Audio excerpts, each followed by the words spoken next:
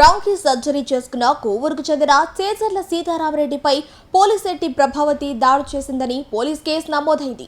ఈ నెల 11న ఈ కేసు కోవూరు పోలీస్ స్టేషన్లో నమోదైంది. దీనికి సంబంధించిన వివరాలు ఇలా ఉన్నాయి. కోవూరు పోలీస్ స్టేషన్ పరిధిలోని కోవూరులోని పోలేరమ్మ బావి వీధిలో నివాసం ఉంటున్న పోలీస్ ఎట్టి ప్రభావతి, చేజర్ల సీతారామరెడ్డి పక్కపక్కనే నివాసం ఉంటున్నారు. సీతారామరెడ్డి కుమార్తె వైష్ణవి కూడా ప్రభావతి ఇంటి ఎదురుగానే ఉంటుంది. ఈ నేపథ్యంలో వైష్ణవి ఇంటి పక్కన సైడ్ డ్రైన్ పై నాపరాలు వేసుకునే క్రమంలో చిన్న వివాదం ఏర్పడింది. దీన్ని మనసులో పెట్టుకున్న ప్రభావతి సీతారామరెడ్డి బైక్ పై వెళుతుండగా ఆయనపై దాడికి పాల్పడింది.